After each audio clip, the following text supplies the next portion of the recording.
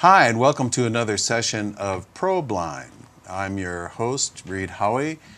We'd really like to thank the folks at the Thrift Shop for sponsoring this and giving you an opportunity to get to know the folks who are running for elected office a little bit better.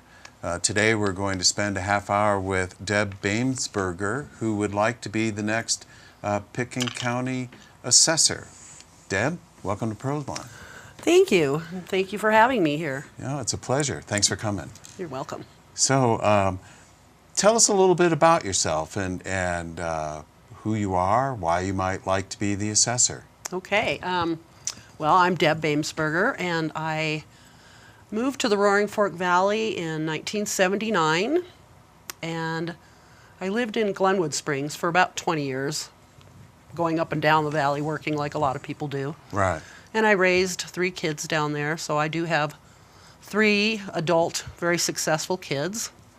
Dan lives in Brooklyn, New York, and Jennifer lives in Honolulu, Hawaii with my grandson, and Michael lives in Denver with his wife. Congratulations. Thank you. Raising kids was quite challenging. Yeah, my wife and I always talk about how our kids actually survived us and did pretty well. Right, and just knowing that all 3 of them are on their own and successful, and right. and that I did a good job. Yeah. I must have done a good job, and the school system here did a very good job too. I really love our valley. Yeah. Let's see. When I first moved here in 1979, I was hired by the phone company, Mountain Bell, as the first woman lineman in the state of Colorado.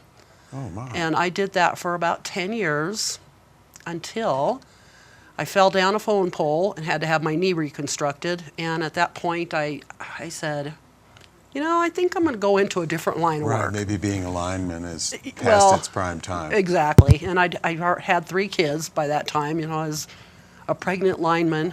And I went into real estate. And so I got my broker's license and did real estate while working other jobs too, because you can't count on real estate all the time to pay your bills, because sometimes, There are slow periods. There's very slow periods, and I had 3 kids I was raising. So I did work as a escrow officer at Pitkin County Title for about 6 years with Vince Higgins, Joy, and TJ, and I did approximately $30 million a week in closings. And my dad passed away during that time, so I quit to go take care of his estate and everything, and then I went back into real estate full time again. So this slowly kind of moved you toward real estate, the work that the assessor's office does. Exactly. And when did you start there? I started the assessor's office in 2012, and I've been there ever since, and I love working there. Serving the taxpayers of Pitkin County is very gratifying to me. Yeah. And what forgive me, I'm not that familiar with the various positions with the assessor, within the assessor's office. There's the assessor, and then there's deputy assessors or assistant assessors. So there's the assessor, that's Tom right now. Right. And then there's the chief deputy admin, Right. that would be Debbie, my boss. Yeah. And then the chief appraiser, Right. which is Larry. And there are appraisers under Right. Larry, and there are admin under Debbie. Okay. And so there are 2 people up front that they answer the phones, and Yeah. and that's where I started. I started as a Right. title conveyance. We do all the conveying of every piece of property and every name change that gets recorded at the clerk and recorders. And then in the state of Colorado, it's mandatory that personal property be declared, such as everything in here. You give us a list, and we keep an inventory of it. And it's confidential, so nobody else ever sees it. But for years, I did the residential portion of it, and the appraisers each did their area of appraiser. And 3 years ago, we decided that we needed to create a new position for somebody to handle this full time, because it wasn't being done as efficiently as it should have been. All the personal property. Yes. Yeah. And so we created a new position. It was approved by the commissioners, and I applied for it just like anybody else. It went in the paper. It's really hard to find somebody with personal property experience. So I won the job. Yeah. And so that's what I'm doing now. I'm a personal property analyst. But I still work on the admin side. I answer phones, I answer questions, I help the public. Yeah. I also assist the deputy assessor with the abstract certification, with the tax roll to hand into the treasurer. Right. And I actually brought an abstract certification because I wanted to share the numbers. We have the numbers. The assessor's office has every number of residential lots, vacant lots. We have a number of every single property in this, and we have to split it up to turn it into the state. So the abstract certification is kind of a summary of everything in Pitkin County. Exactly. All and of I this do and this all every of year. that. Yes. And then the assessor's office divvies all that out for purposes of taxation, right? Well, Did I say that right? No. No. No. Okay. We separate everything into different codes. Yeah. So every residential, vacant, commercial, industrial, natural resources, agricultural, state assessed, exempt properties. Then we do all the special districts, all the different mill levies. It's a large number. It's over $33 billion worth Yeah. of value. So we put this together every year to turn into the state. And then they run an independent audit on all of the offices in the state. And then we get our results back. And Right. we pass with flying colors every year Right. because we do work very hard. Yeah. So let's back up just a second. And this leads to my question of, in your mind, or not in your mind, but just in reality, what does the assessor do? What do you see as the role of the assessor? The assessor is a person. The assessor runs the office. Uh-huh. They plan the budget. They are the go-to when one of the supervisors needs to ask questions. Right. They do the approvals. They sign every travel advance. They sign every, they have to approve everything that's done in the office. Yeah. And of course, they have to go to conferences and classes and keep up with what's going on in legislature. Yeah. Doesn't necessarily mean they have to go hang out in Denver Right. at that, but keep up with what's going on so you're familiar with when a taxpayer comes to you and asks you, what do you think of this? Yeah. You need to be up to date on it. Yeah. And what do you think the most important responsibilities would be if you were elected and for running that, for managing that? My personal opinion on this is Tom has created an office that is very friendly. We have an open door policy. We want you to come in and talk with us, and we want to listen to you. We want to help you if you have a problem or you're upset. We want to keep the office the friendly, honest, professional place that it is. And I just feel personally responsible to keep that going. Yeah. Okay. Well, that's good. And it is true that just to express my opinion, that going into the assessor's office, you always get good treatment. We And try really, and we don't answers really, to questions. we don't even have to try because everybody in our office is just so happy to help. Right. When someone comes in, and people do come in a little miffled sometimes because, Yeah. my value's too high or my taxes are too high. And, I want to talk to somebody. And it's like, well, let's get you to the appraiser and they can Right. explain to you how they came up with your value. And if you're not happy with it, we'll help you and assist you with filling out the paperwork to protest or abate your value. So if you become the assessor, Deb, what would you like to accomplish? I would like to keep the office the same as it is with our same friendly open door policy where we do talk with and listen to people. I was told by the county manager that our our office is due for a software update, a new system, which is great because we need one. Yeah. There's also a program that we had demonstration probably 3 or 4 years ago, and nobody went forward with it, but I think it would be an amazing program for Pitkin County to have. And it's called Pictometry, and it's done by a company called Eagle Web, and it's an aerial shot of every building in the area. And it shows you the top, the sides, the front, the back, and it gives you measurements. It tells you information on who's the owner. It could be very valuable for the sheriff's office, for 911. It's being used for that right now in other places. But the assessor's office could also use it, because when we appraise properties, and you can see the top of the house, you can see everything, and you would get the square footage, and you'd get all the information on that property without having to go out with a tape measure or, Right. like the old days. Is that how it's done now? People go out and, Well, usually it's done by plans, yeah, or the older measurements, like they usually measure with a measuring tape. I mean, Right. that's the old way of doing it. Now I think there's different ways you can measure now, but this program I think would be invaluable to a lot of departments in the county. yeah.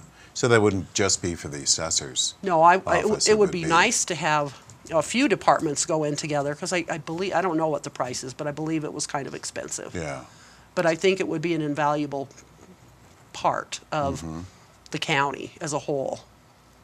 yeah. Is technology, or no, I don't want to put words in your mouth. What do you see as being challenges for the assessor's office going forward? The only challenge I see is if Eagle County gets incorporated into Pitkin County, that is going to be a huge challenge, because we'll have to add all those people to the tax roll and to our system, and it would be a nightmare to Right. to add all that. We'd have to have more employees. It's just, that would be a challenge. Yeah, As far as any other challenges, if our chief deputy, Debbie, leaves, that's a huge challenge. She's been there 25 years, I believe, and she knows everything. Every single thing, and Larry too. Larry and Debbie have been there 25, 26 years. Without those two there, I would find that very Right. challenging to find somebody else with the same knowledge that they have. yeah. Okay. And what kind of particular skills do you think you bring to that? It sounds like Larry and Debbie are pretty rock solid. And then how do you fit into the leadership of? Well, I would fit in as a leader, assisting them when they needed it, because they do know what they're doing. They know their jobs. But I would feel I'm going to be a working assessor. I'll continue helping with the abstract certification and the tax roll. I'll continue helping with customers. I'm not going to just sit back in the corner and be this boss guy or girl. I want to work. I Yeah. like working, and I love working with the public. Right. Well, and that raises for me an interesting question. It's a challenge to transition from having a role in an organization to leading an organization. It is. And I'm It's- curious what you've thought about how that would change what you do or how you do it. Well, I was the managing broker of my real estate office, so I didn't have 10 employees. I had 4. Right. But they were self-employed, basically. Realtors do their own thing. But I managed them, and when they had questions, they came to me. I had an answer, and if I didn't have an answer, I'd find out the answer. If someone came to me with a problem, we'd try to solve it. I would use my expertise in real estate and just a general to try to help Yeah. wherever I can. Everybody in our office, the appraisers anyway, have been there for quite some time, with the exception of one. He just started about three months ago, and he does need guidance. Yeah. But, Larry pretty much takes care of all the appraisers. And the assessor just kind of helps out when he's asked to. Right. Okay. Now, I was told in a meeting that when you're running for an office, there's an aura around you. And when you're elected, it's an even bigger aura. People tend to steer clear of you. And the person that told me this said he specifically designed his office where he doesn't have a closed door office. He doesn't have a room. He's in the middle of everybody. Yeah. Because he found people steering clear of him. Yeah. Not coming in to talk, just like alienating him. And he says, you're going to find that. People will stop talking when you come in the room. You're not going to be welcome at the peer group meetings anymore because you could change they're going to be afraid to talk. So all these things kind of are happening a little bit. They feel like that. Yeah. And so it's a different experience for sure. Is that a comfortable or uncomfortable? It's very uncomfortable. Yeah. Yeah, it's like, and because county policy prohibits us talking about any campaign activity Yeah, right. from 8 a.m. to 5 p.m., I can't do anything. Yeah. Like, and this morning, for instance, I have to take off half a day work. Right. So I did. I'll go back at noon. Right. And because we don't want any perception that county taxpayer money is helping my campaign. Yeah. So it's not. Right. But so I don't even know what anybody in my office really thinks. Yeah. Because we can't talk about it. Right. Right. So what inspired you to run? Well, a couple years ago, Tom had suggested that he might retire, but he wasn't sure. And I'm the only one in the office that actually lives in Pitkin County. And you have to live in Pitkin County to run for a Pitkin Right. County office. Excuse me. It came to my attention right before I decided to run that Mick Ireland was considering running. And I was asked to run. So I said, this might be the right way to end my career and go into retirement after I serve a term or two. Because I'm not ready to retire yet, but in the next 9 years I will be. I'll be 70 years old in 9 years, so Yeah. I'll be ready to retire at that point. So I thought, it would be an honor to carry on Tom's legacy in an office that I currently work in, that I love, and I understand the workings of the office. I understand the statutes. I understand the numbers. I thought this would be a great opportunity for me to do something for the people of Pitkin County, to keep our office the same place it is. Okay. Well, great. How does one become qualified as a? I mean, Larry's the head assessor. No, but- appraiser. Appraiser. But how does one become qualified as an assessor, if you will? Is there training that you? There is a class once you get elected. The only qualifications to be an assessor is you're 18 years old and you live in the county you live in. Those are the only two. Once you're elected, And the rest of it is for the public to decide. exactly, because Yeah. we elected officials work for the taxpayers. Right. They are our bosses. John Peacock, the county manager, is not the boss of the assessor. Correct. The commissioners are not the boss of the assessor. The Correct. people are. Right. So, yeah. Well, and you've got some notes and some things that tell us about what you see as being your contribution or to being the assessor, how you want to, we've talked about keeping the tradition of what Tommy's done going. And, Well, my office, and is my office because I work there now, but we always have the best interest of the taxpayers in mind. And our job is to serve the Pitkin County taxpayers. So when someone comes in our office, we do everything we can to make them feel good when they walk out the door. yeah. And people do. They come in upset and then they'll leave and they'll go, "Thank you guys so much. You are so helpful and friendly. I love coming in this place." Right. And that's what I want to keep going. Yeah. Let's see. Integrity is important to me, and it's something that I would like our office to continue having. Right. And what does that mean? Integrity? Yeah. In the way that, as it affects the assessor's office. There's personal integrity. There's integrity of the Well, the integrity office of an and- office is they're professional, helpful, friendly, honest, and fair. Right. Mostly fair and equitable. And what guides, one of the questions I think the public might have is, my building, whatever it may be, is valued at such. How did they get to that? And isn't that just personal opinion that it's Well- worth so much and Well, an not appraisal worth enough? is that, just that. It is a personal opinion. But there are Colorado guidelines that they must follow.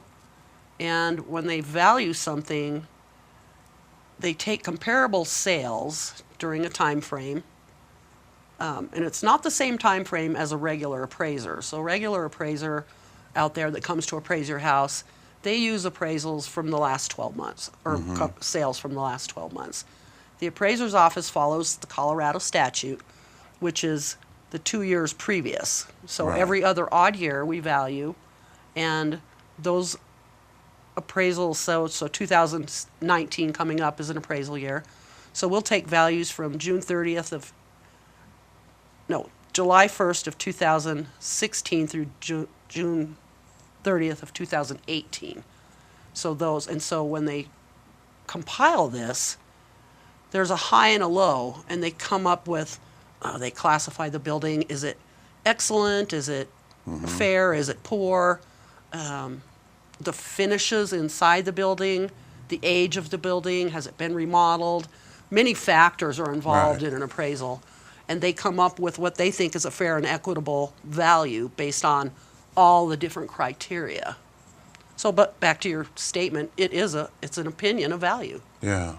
But it seems like it's very important to have that be an opinion that people have faith in and Yes. don't question, that it's Yes. an objective Yes. opinion based on fact. Right, and that's why every May we send out our notices of value on May 1st every year, and people have the opportunity for the month of May to come in and say, hey, this is Right. not right.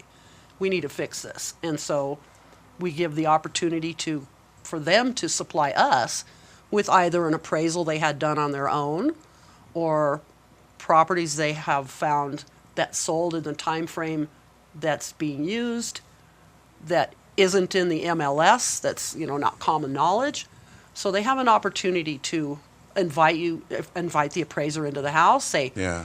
this has never been remodeled, and unless an appraiser actually goes in the house, they can't know that. Right.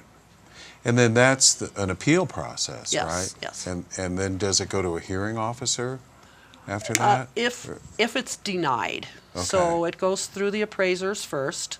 Yeah. It can be approved or denied, and then if it's denied, then they can file again to go through CBOE, County Board of Equalization, Right. where a hearing officer will come and listen to both sides. Right. Okay.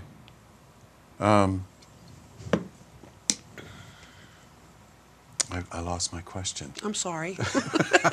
I apologize. So let's say it's 4 years in the future and you've been elected as the assessor and you're looking back and you're on the next Probeline talking about what you've accomplished. What do you think you'd be hope to be most proud of? Oh, wow. Keeping the same staff that I have now currently and adding maybe one more to work on our mines, because that's nobody has time to work on the mines and we need to get them updated. So I'd like the to. mining claims? The mining claims, yeah. Okay. They get worked on periodically, but Yeah. there's really nobody working full-time to get them up to date where they should be. And the Pictometry program, I would like to see that. And just keeping our office where people, we get a very high rating from the public right now. Everybody loves coming in our office. Right. So I would like to keep that same rating. Yeah. And then it seems like the assessor has to deal a lot with putting together the budget Yes. for the county to, the commissioners fund Right. the assessor's office. Right. So- and whatnot. How do you have experience with? Typically, Working. Debbie, Larry, and Tom, the three of them, get together And the budget's pretty much set, and then they get together and they talk about, and I haven't been privy to this yet, although I have been explained what's in our budget, how it works, but I haven't been part of it. Right. So that would be a new challenge one for of you, the- or an interest to, Well, like I said, Debbie and Larry are both invaluable because of their knowledge. And Larry could say something like, if the assessor might say something like, well, I think we can cut down on this. And I think that one of the two would say, no, we need to keep this because of this. And then, like I said, if we wanted to hire somebody, do you think we could fit that into our budget? Should we raise our education budget up so our appraisers can go to more continuing ed classes? There's a lot of things. great. We just have a few minutes left. Okay. And I want to give you an opportunity to say anything that I may have not brought up or that you would like to say, or... Okay. Let's see. I think we pretty much talked about everything. Yeah. To me, serving the people of Pitkin County is my career. It will continue to be my career. It's not a political thing. I've never run for an office before. Campaigning is quite a different animal. Yeah. I do hope I win. I think that my experience at the office should serve me. I feel I have a lot of support out there. And I'm just doing what people give me suggestions, and I'm printing postcards and going door to door and knocking, and just I just really would like this position, and I would like the people of Pitkin County to vote for me and trust me. I'm an honest person, and my love is serving the people and doing this job. Great. What happens if you're not elected? Well, I guess I'll stay in my job, Yeah. or maybe I'll move to Hawaii with my daughter and my grandson. Well, it's good to have options, and Right. it really is wonderful that your kids are launched and on their way with different things. So, well, great. That's really kind of all the questions I have. I really appreciate the time that you've given us today and get to know you a little bit better. Well, thank you. And this concludes another episode of Probeline, and we deeply thank the folks at the thrift shop for sponsoring this. We hope that this has helped you learn a little bit more about those folks who want to become your elected officials. So thank you for tuning in, and Deb, thank you very much for coming. You're welcome, and I truly am blessed to work for the thrift store also on Saturdays. Just wanted to throw that in. Wonderful. Good for you. Thank you. Thank you all.